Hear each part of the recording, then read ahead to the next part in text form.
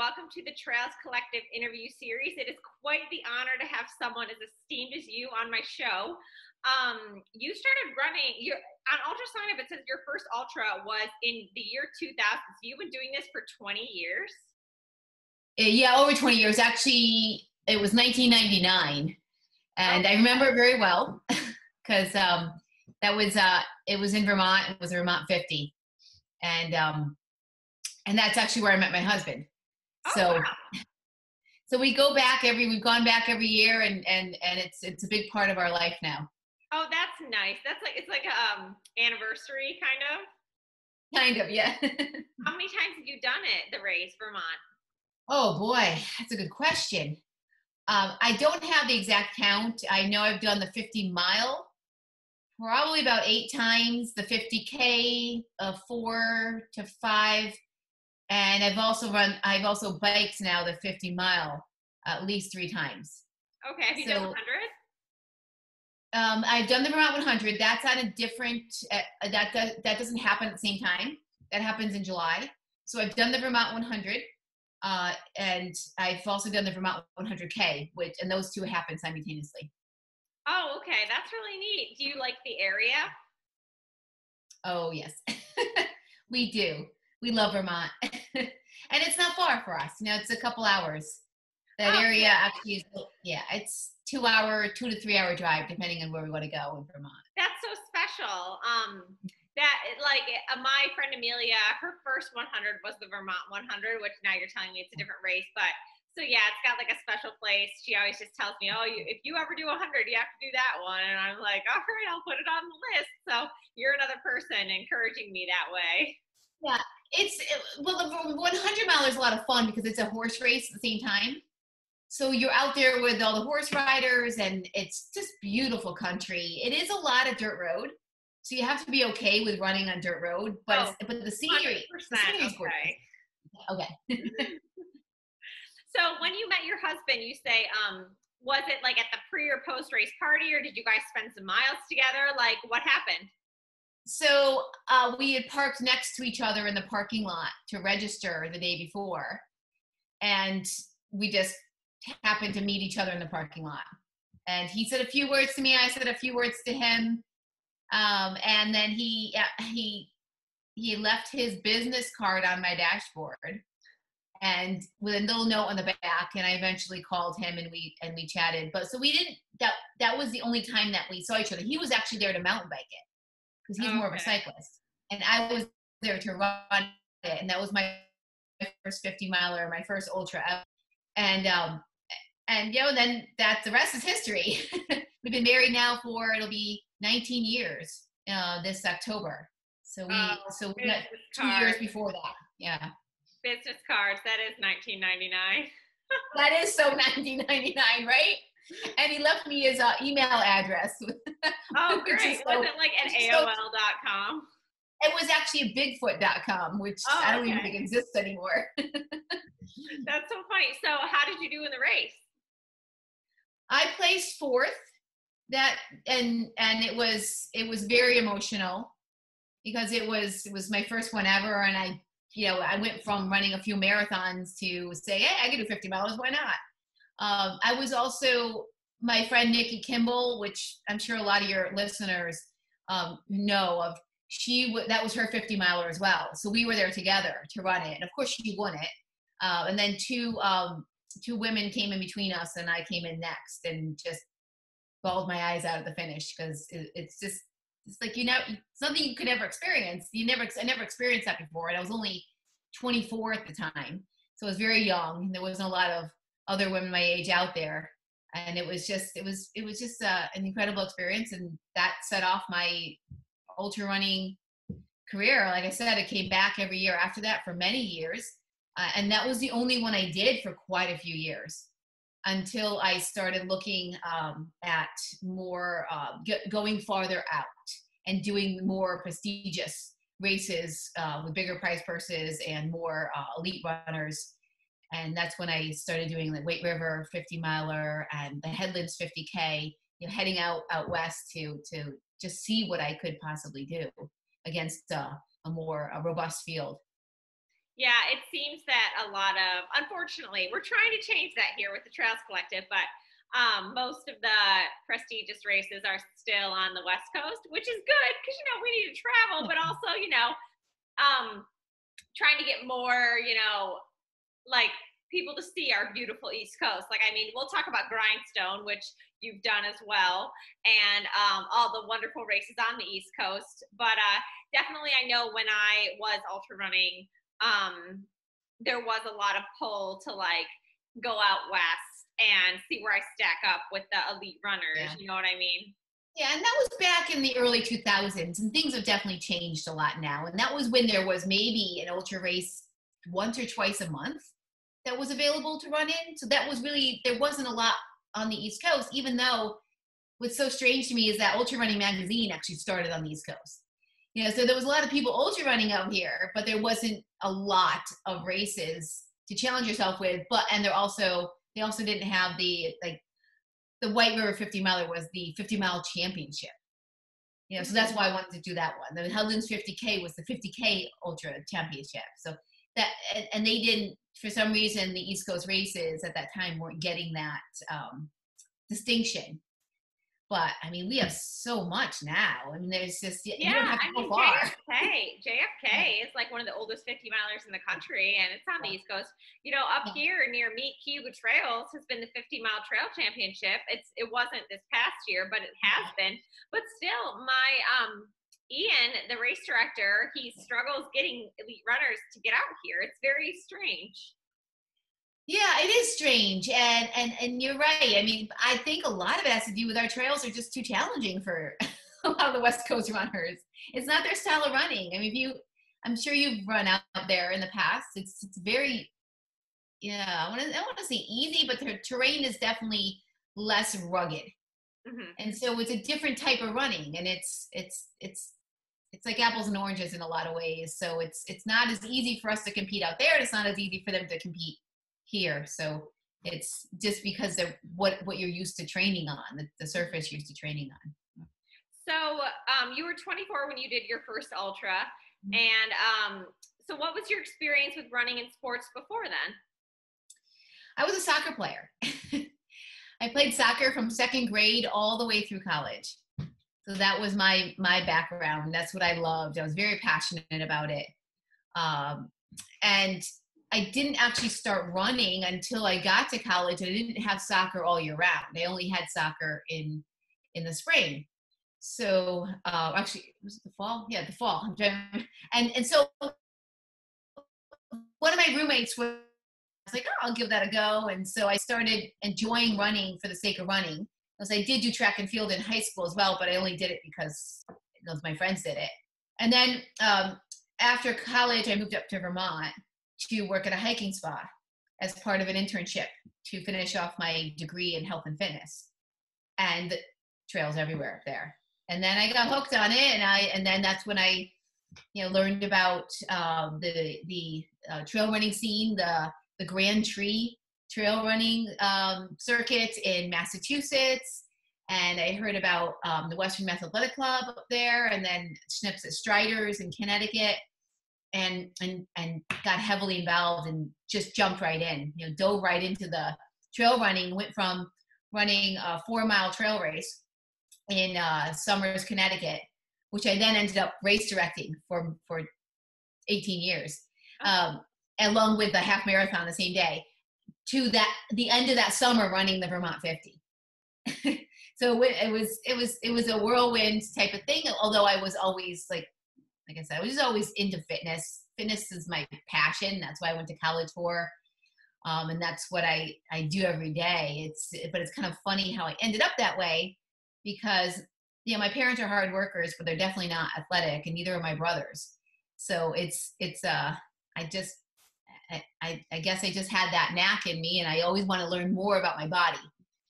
So I just dove right into that trail running and to fitness, and that's really where my passion still lies 25 years later. So did you ever do any road running at all? I did a little, and I actually So when I got into college and I started running a little bit in college, I did a few 5Ks and I thought, oh, this was pretty cool. And I just kept on working my way up. So I've done a handful of marathons.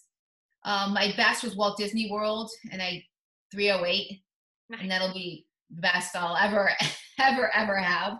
I can never get down to that again. But I also coached for marathon training. So I coached for diabetes, teen diabetes, and I coached for the Arthritis Foundation. But then when I found trails, there was no going back. Yeah, it's beautiful. So you say you coach, and I looked at your website, so you have a coaching page which people can reach out. Do you also coach like cross country, track and field, anything like that?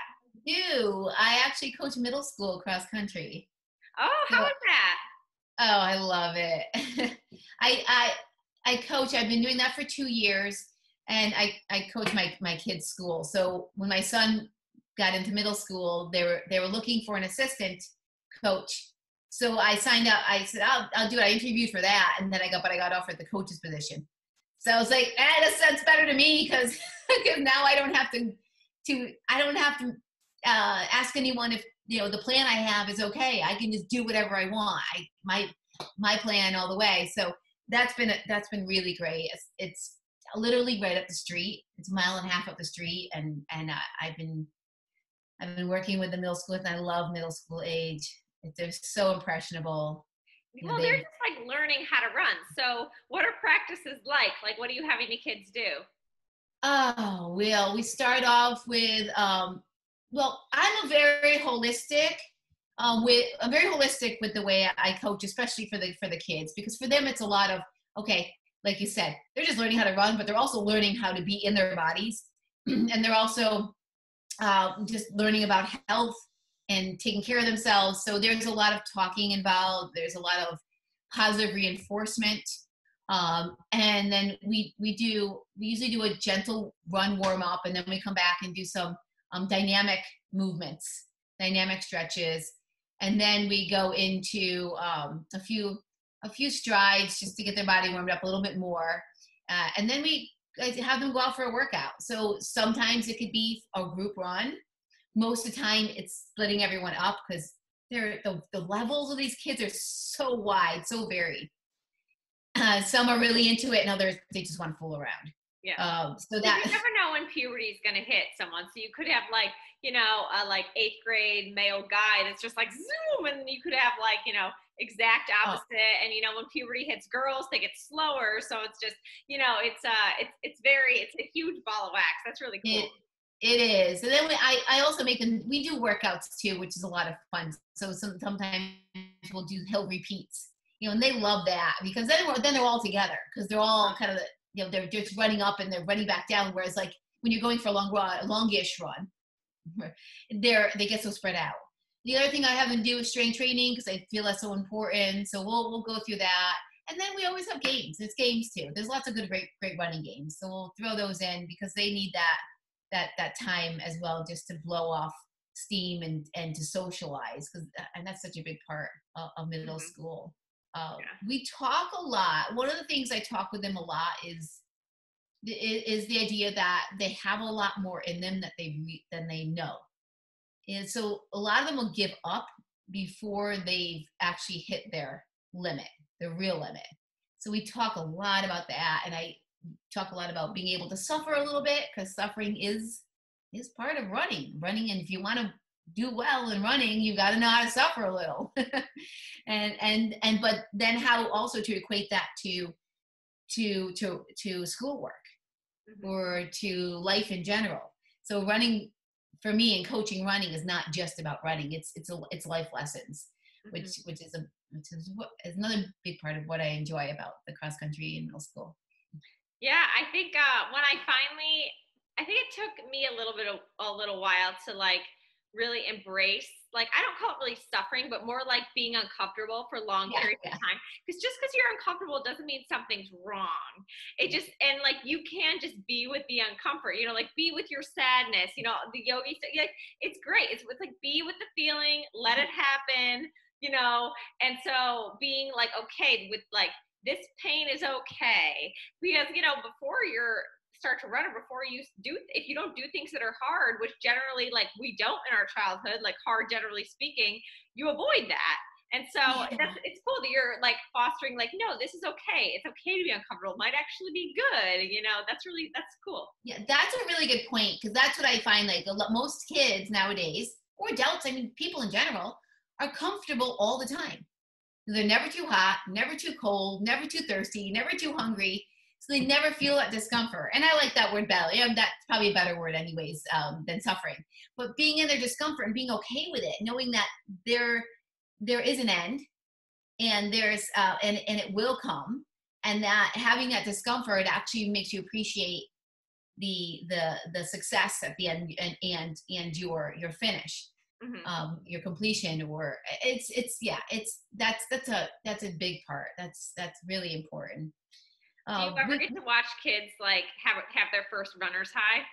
Yeah, and their breakthroughs, where they're just like they can't believe they were able to accomplish what they did, because they push themselves so much, or they fall down at the end over at the line. I'm like, that's what it's supposed to be like. You're giving it your all, and then they feel so proud of themselves, very accomplished. That's really, I wish I was taught how to do that early. Right now in my training, I'm training for like the mile, the 5K, and it's teaching myself how to be like lactic like that for that, or like to fall over at the finish line. Like that's not like that level of like effort. And it's you were never taught that level of effort. It's like learning that it's just different than like an ultra, where it's like that slow burn for a while, and you learn like, I think I can keep putting one foot in front of the other no matter how slow, where the 5K is like, you got to burn for like 15 minutes and then you fall over. Yeah. Yeah. I mean, that's pretty much what these kids have to do too, because their race is only 2 miles long. Mm-hmm.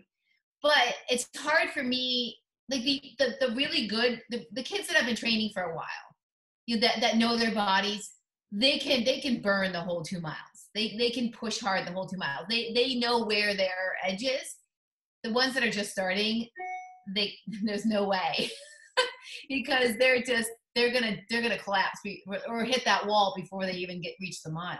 Mm-hmm. So that is always an interesting part of it. You really got to teach them how to pace themselves over 2 miles, when it's like, I'm used to pacing myself over 100 miles, and it's a totally different way of looking at it. But that's always that's another fun aspect of that shorter distance. So you mentioned that you really are into fitness, and so you went to college for like basically health and fitness. Yes, that was my major. So what did you want to do with that in the beginning? Like, I don't imagine you thought you were going to be a running coach, yogi, chef. So what did you think you were going to do? Was it like gym teacher, or? Initially I was going to be a PE teacher.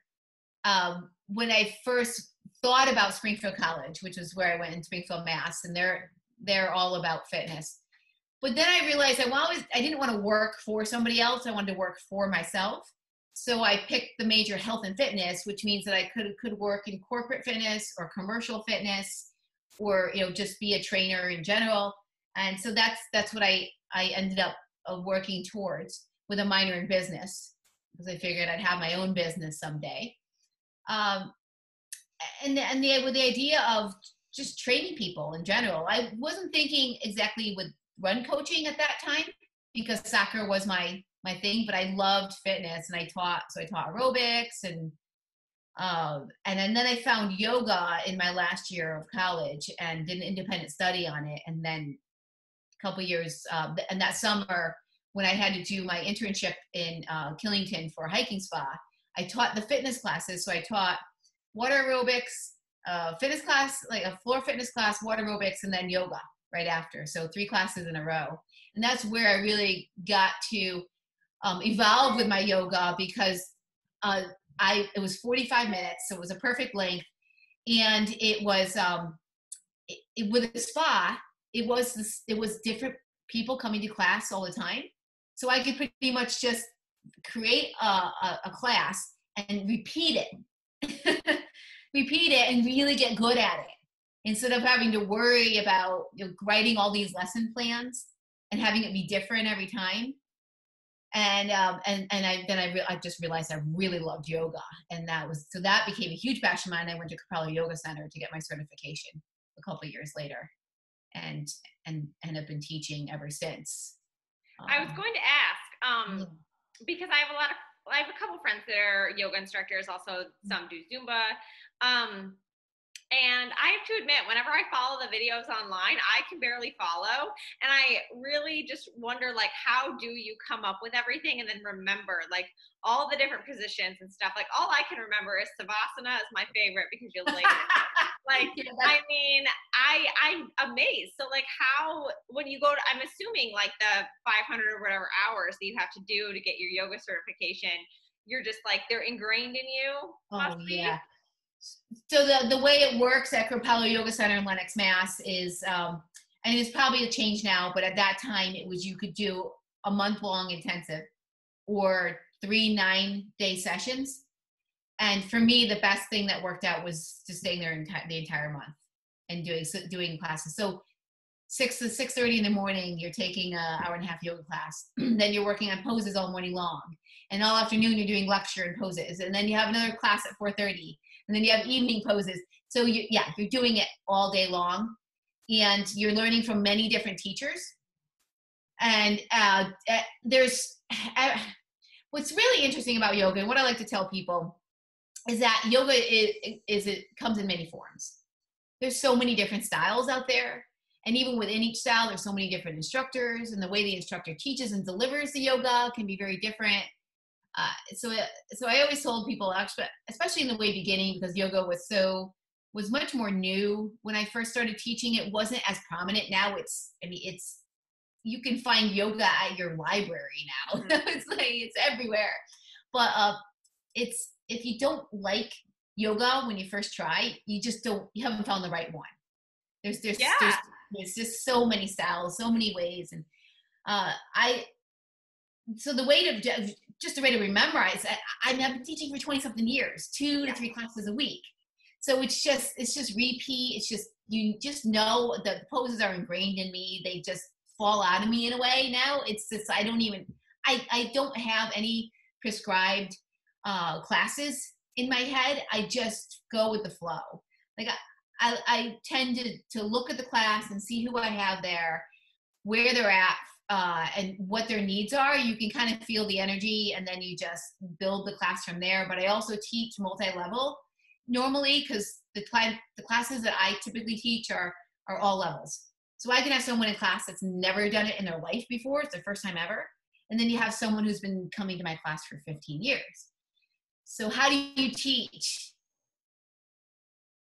both of them so that they get what they need out of it?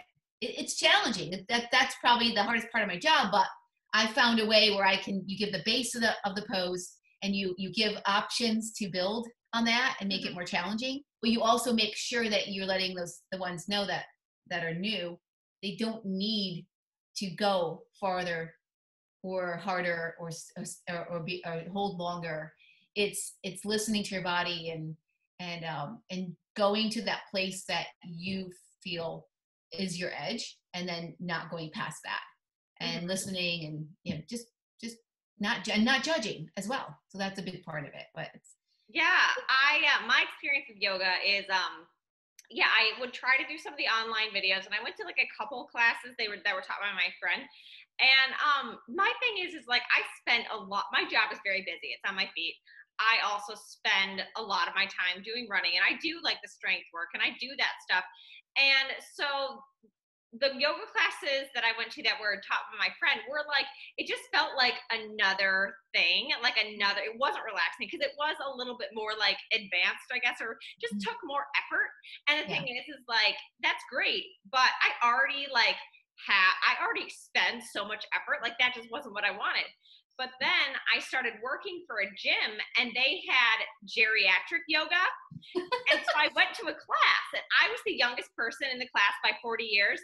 Favorite class. I would go every Monday, because like it was so like you could use a chair, like you had extra padding under your mat. Like I fell asleep twice in the class, and I was not the only one.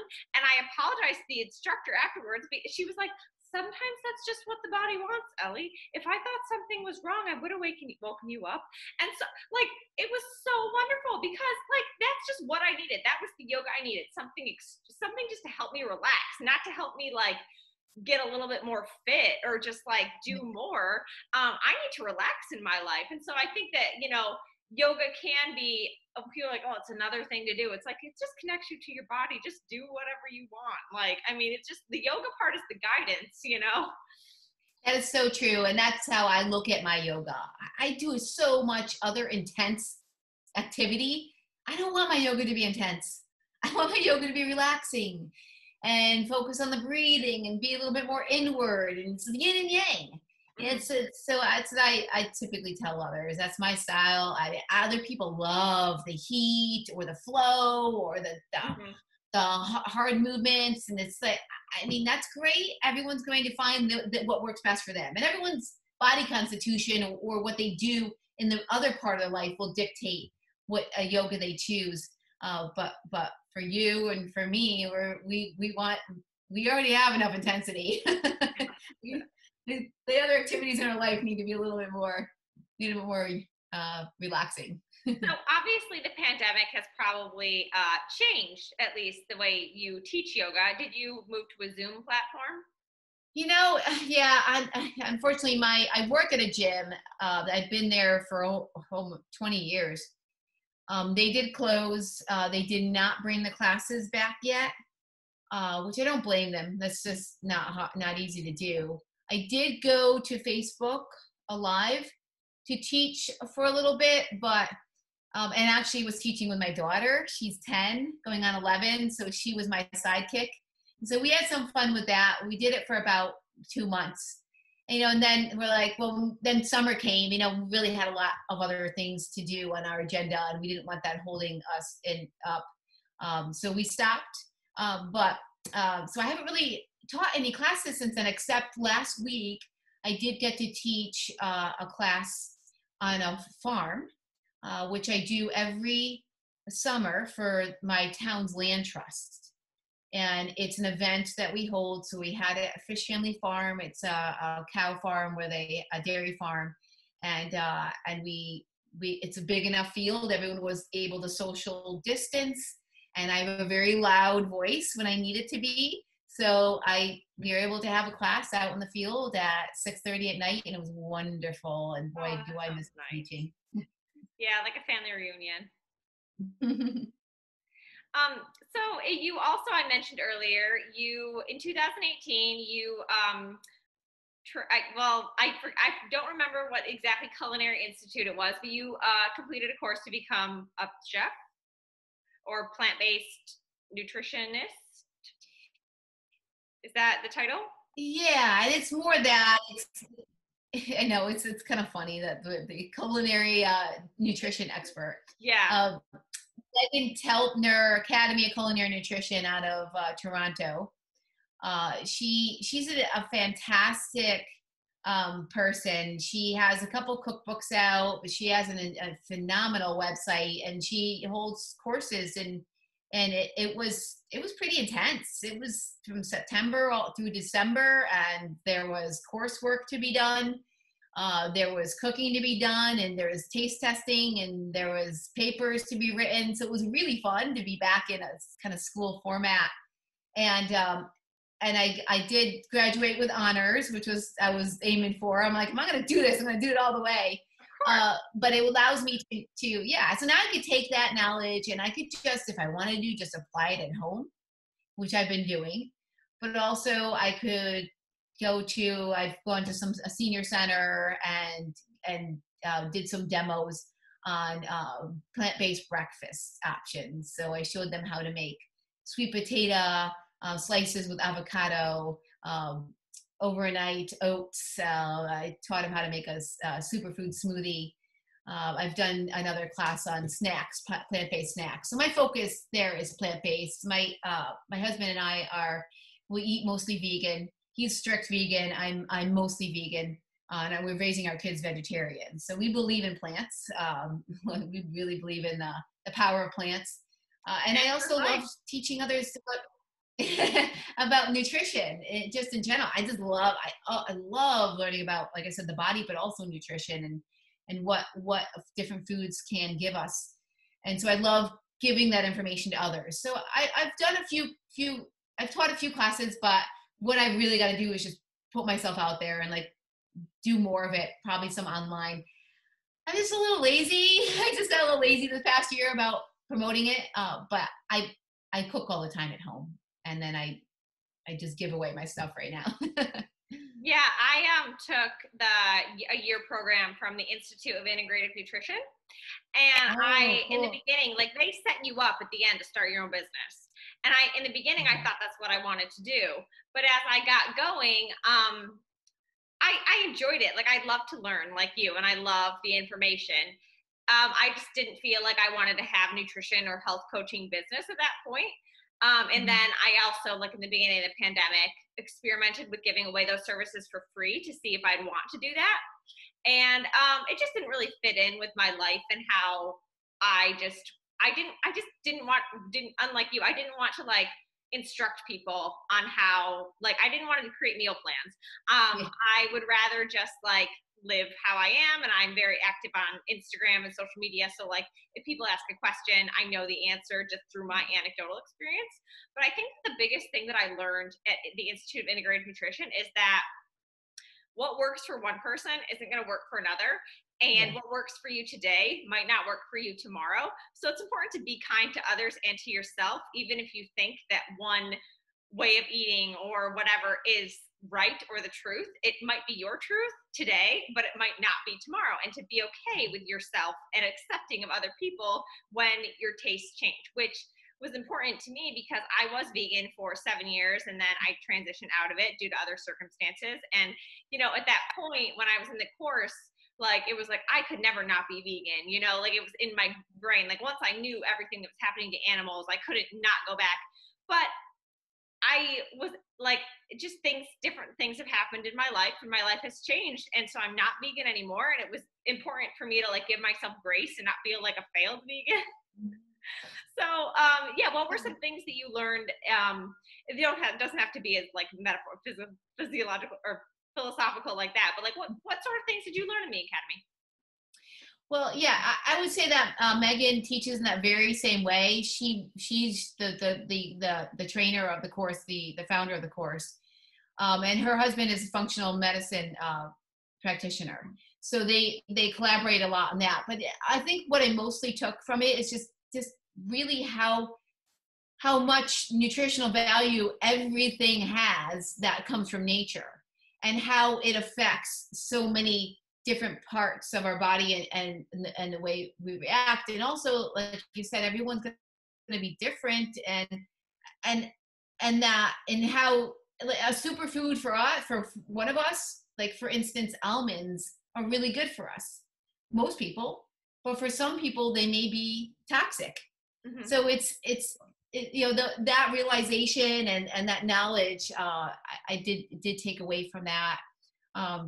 The other thing I took away was that as much as I think I know, there's always more to learn. There's always another level. There's always more. And sometimes I think the other part of it is I think that other people know as much as I know. So there's like, we're all on a spectrum of learning, and like somebody might not be able to even read a label on a package. They don't understand that the label will say made with wheat, but it's not whole wheat. It's not whole grain. And they don't understand how to distinguish between the two. Whereas I'm at another level where I'm like, okay, how do I sprout these seeds now? And what kind of nutritional value is coming out of those sprouts? Like just moving that far. So there's such a big spectrum. Mm-hmm. and it's fun to impart that knowledge, but now I know, not to think that everyone knows as much as I know, and that I always have more to learn as well. Yeah, I think that's really interesting. One thing that sticks out in my mind when you say that is when people tell me they don't like kale.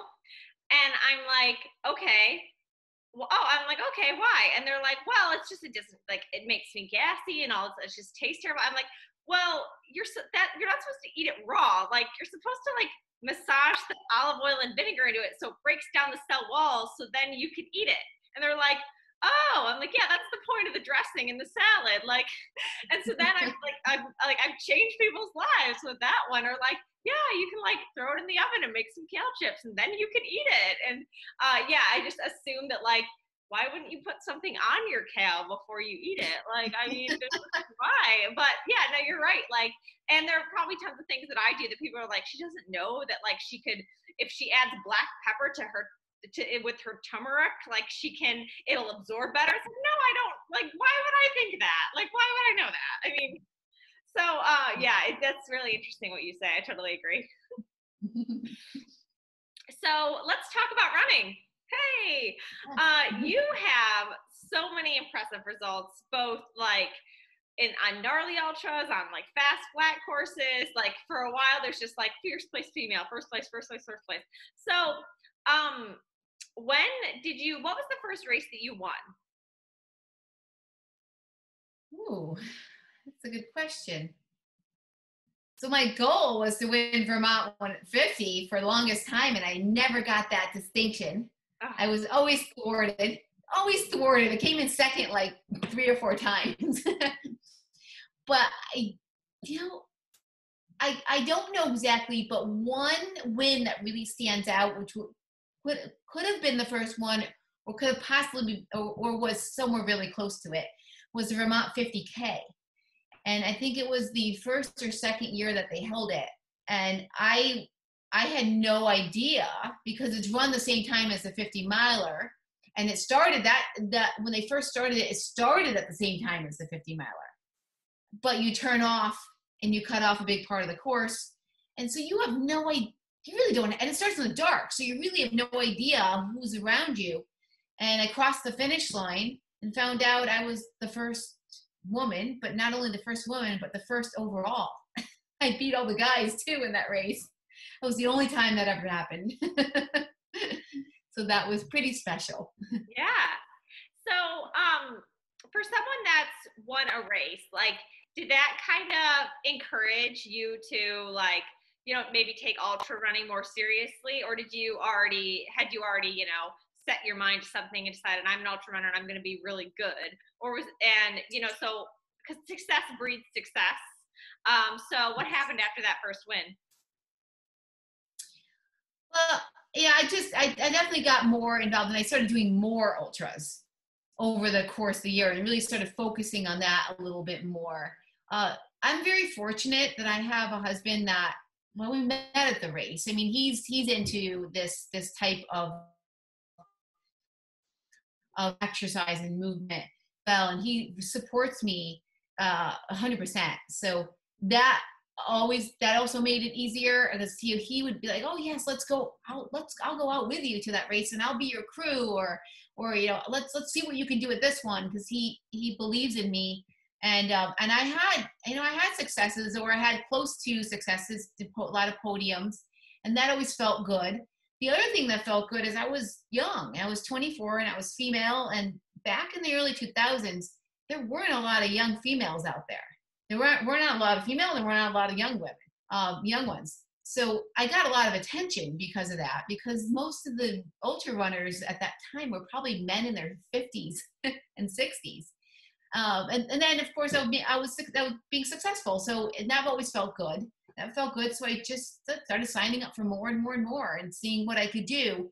What I found for me was that I did best on the more gnarly the trails, the more ups and downs there were, the better I performed, because that's like my natural habitat. I especially steep, rocky downhill. So that's where I try to find more of those types of races, but they're not always easy to find, and that's sometimes not what the championship races are, because they always pick the more horse path type of races for the championships. But and then it just came to that also. Okay, where can we go on vacation and do a race at the same time? Because why not just add it all, put it all together and just see places. And so, I'm not going to just fly out and do a race and then fly back. Let's make it an adventure. So we started doing more with the family, and my kids have crewed and been to so many races, and my husband would just drive them around, and they would be part of it, and that was a lot of fun. That's always been a lot of fun too, but it was also a bit of a challenge as well, because especially as my kids got a little older, and then they saw mommy come in and they want mommy to stay and mommy has to go, mommy has to continue on the run. That was a little heart thumping, but it's also, I also knew that I was been showing them all this time how women can be super strong and resilient and powerful. And so that was also an incentive to do more and see more and compete more. Do they run? They do, yes. So my son is on the cross country team that I coach. My daughter will be joining this year. My son is also heavy into cycling. He just turned 14 yesterday.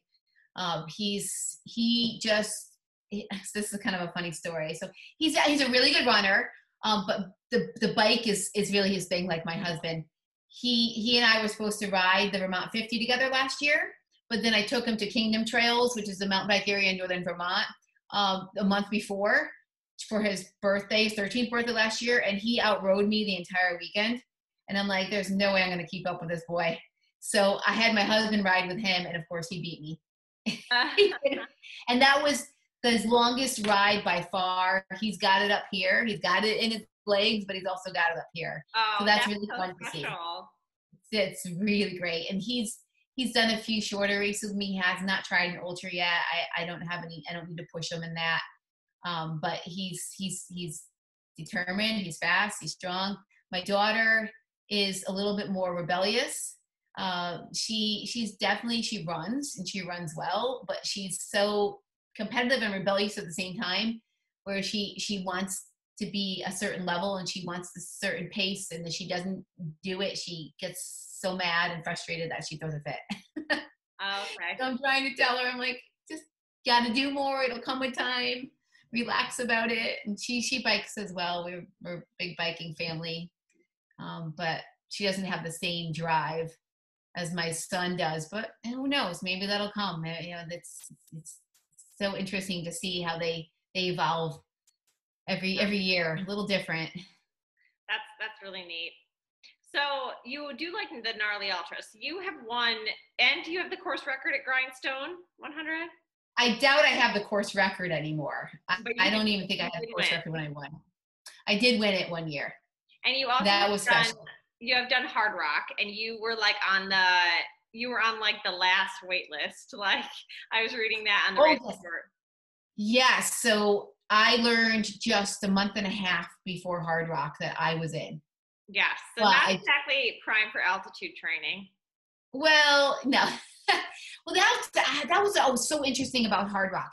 There's almost every person that runs Hard Rock goes out at least 2 weeks ahead of time, or even farther out, and then they do what you call a soft rock. So they complete the course over 4 days or so. So they get a real good feel of the course. They know it well. I went out 4 days ahead of time and just ran it blindly, which I knew wasn't the smartest thing to do, but my husband works. I can't just pull him away from stuff like that. And that's how I get to do these things, is because he works so hard. When you can only leave when you can leave. We do own an altitude tent though. So I did sleep in that. I find the altitude tent does not help with performance, but it does help with not feeling the altitude sickness. So I never threw up. I never had a headache on the course. But it doesn't make you go fast. That was something that I could not go fast at all in that race. I was like slow as molasses, but I finished. Yeah. So which was harder in your opinion, Hard Rock or Grindstone? Because let's preface. Yeah. Grindstone is I call it like Ellie's personal hell. Like if there was a race that was just like, we're going to put Ellie through hell, it's Grindstone. It's 100 miles. It starts at 6 p.m. So you basically just start and like 6 p.m. I'm like, let's go to bed. And then it's usually like during a hurricane. And so, yes, I would be dead in like 5 miles. So that's a pretty gnarly race. Hard Rock, gnarly as well. Yeah. So what's your opinion? Oh, with all the factors, I'd say Hard Rock would have to be harder. It's with the altitude, the amount of climbing you have to do, and the descending is also, it's a lot of loose rock. So it's not like you can just run downhill and skitter off stuff, which is what I love to do. It's all loose scrabble. We got hailed on, so I had welts on my legs from the hail, lightning, a thunder and lightning storm. So and then the sleep deprivation because you're out there so long.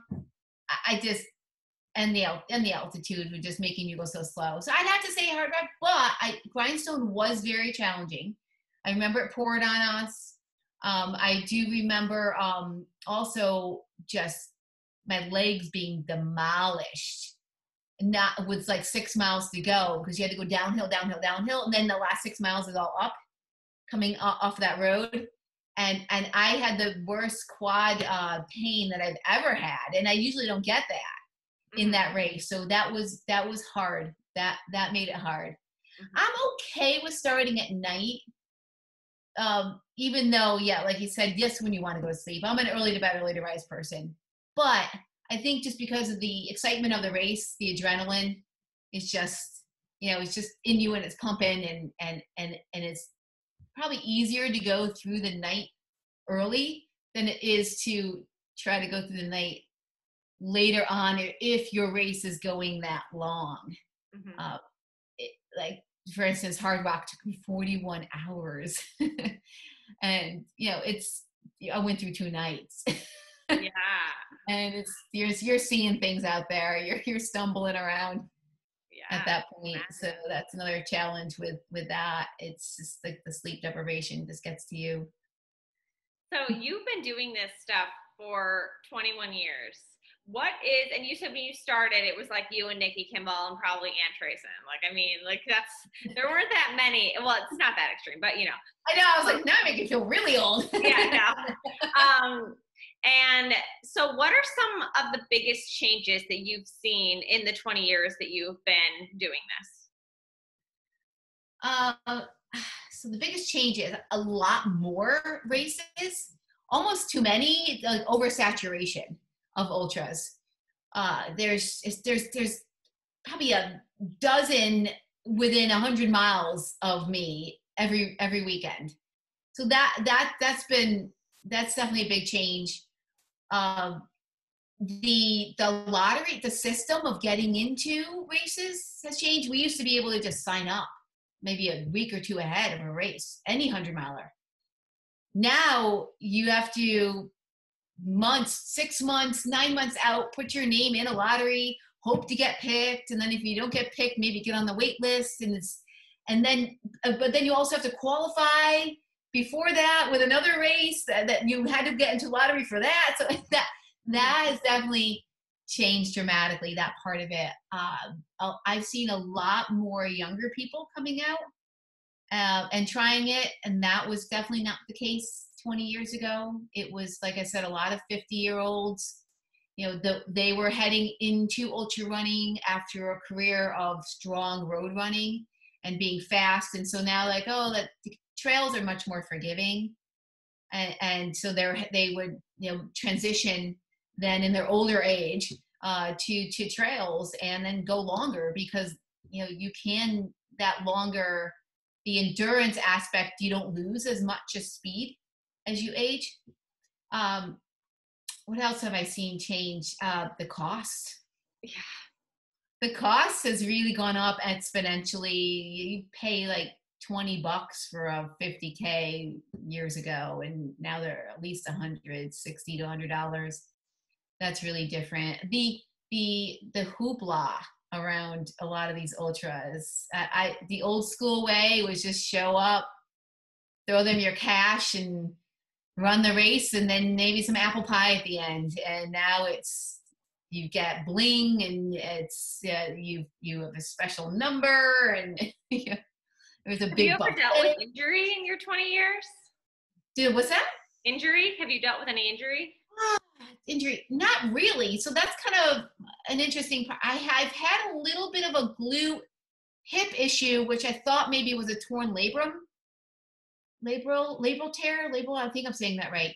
I got an MRI on it, and they said there was some in there, but that happened to be not the reason for my pain.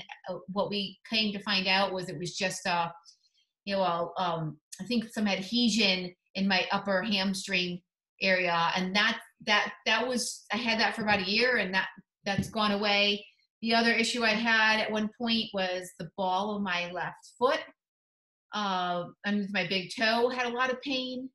I went through orthotics, and then when I found the shoes that let your toes splay, made all the difference. It's gone now. I have no issues. I don't wear orthotics anymore. So now I just do a lot of toe exercises, so spreading the toes and moving the big toe up and down. Also doing small foot exercise where you pull your ball of foot towards your heel. Mm-hmm. So just being smart about those things, keeping up with the strength training. I think my yoga has saved me over the years, but I also feel like just trail running in general, because I know people ask me that all the time, when are you going to get hurt running all the time? Like, well, not if every step you take is a little different when you trail run. The ground is much more forgiving. The other thing is I cross train a lot. I do quite a bit of, I live right on a bike path. So I go out on my bike, and I'll ride for miles. I mountain bike with my kids. I hike a lot. I don't do really high mileage running. That's just never been my way. And part of that is just because I find that after about 60 mile week, that's when I start to feel things. Yeah, it's these little niggles here and there. So I almost never go over 60 miles, and that's very rare if I even hit that. And then just listening to my body, and healthy eating makes a huge difference too. Sure. So if you're fueling your body properly, it can repair properly. Sleep is a big part of our regimen, and my husband's already in bed, I'm sure. I'm usually in bed right about now. And just listening, just watching, and knowing that if something doesn't feel right, you take care of it before it turns into something big. Mm-hmm. I'm also light on my feet, and I don't weigh a lot, and I don't hit hard, and that's I'm sure that's a big part of it. It's mm-hmm. If you're a bigger person, it's like, I think it's around 7 times your body weight that the impact on each footstep when you run. Mm-hmm. Yeah. And if you're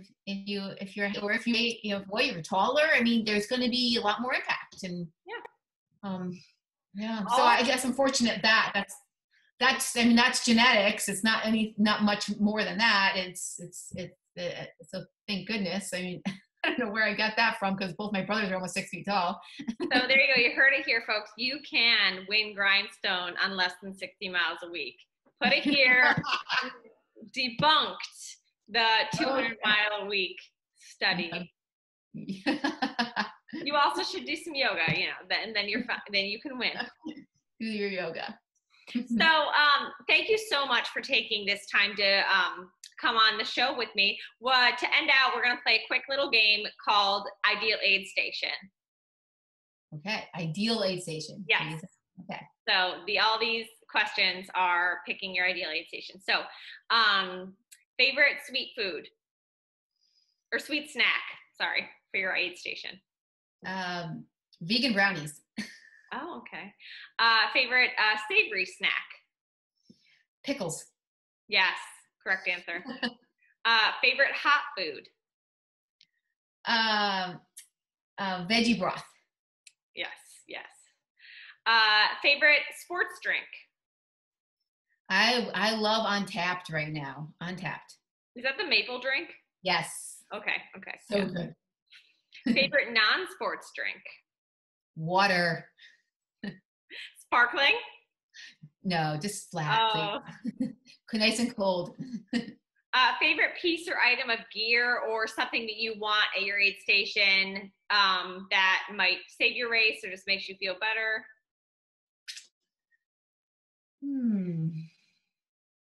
I say one thing I love to have is a bandana. Okay. So if it was at an aid station, maybe just switching it up because I like to soak that and wipe my face, just blow my nose. Yeah. Put ice in it. There you go. Yeah. Yeah. Okay, last question. If you could have a celebrity or famous person meet you or cheer you into or out of an aid station, and then maybe even share some miles with you, who would it be? Oh goodness. I'm not much of a fan of famous people. It doesn't need to be like Kim Kardashian. It can be like a famous runner or, I don't know, someone you respect. And they don't have to be a runner either. Like, Yeah, no, oh wow. This is a tough one for me. Um uh I'm having a hard time with this one. I'm really a big fan of so I guess I'm gonna pick Rich Busa. So Rich Busa is a really he's been an ultra runner for a long time and he's almost in his 90s now. And he was still running into his 80s. And oh, I wow. love that. I love the longevity of that. And I just love that he still challenged himself and went out there and way into his late 80s. So it would be fun to have him come back. Yeah, so many stories. Like, you would never be bored. He'd be great for Hard Rock. Yeah. Well, thank you so much. That was super fun. So where can people find you online, Instagram, website, and if they're interested in nutrition or coaching? Yeah, so my website is Debbie, Debbie, Livingston, .com. I'm also, I actually am on Instagram, but I'm not really. Like, I have an account, but I don't do anything on it. I am on Facebook, so I'm there, Deborah Schieffer Livingston on Facebook. Schieffer is my maiden name, so you can find me there. And Twitter, I actually don't even know my Twitter account, but I'm sure if you type in Debbie Livingston, something will show up. Oh, this is interesting. I'm a member of a Y, and there's actually a woman that goes to the Y with my same name, same spelling, same age, same birth year. It's ridiculous. I've never met her, but it'd be fun to come to her someday. That's so cool. There is a Deb Livingston Ultra sign up as well. Yes, I found her and I was like, that's not my girl. No. And I go, I think I'm on there as Debbie and then I had to change all that because I used to write Deborah and everything. So and Livingston is my married name. And that wasn't even my husband's real name when his grandfather came here from Germany. It was Livingston, but he had to change it to Livingston in order to get a job. So Livingston isn't even a real name. Alias. Well, that's how it works. That's how it works in this melting pot of the USA. Yeah, that's great. Well, thanks again for coming on the show, and I hope you have a wonderful night, and I think it's time for both of us to go to bed. Yes, time for bed. It was lovely talking to you. Thank you so much, Debbie. Bye. Bye-bye.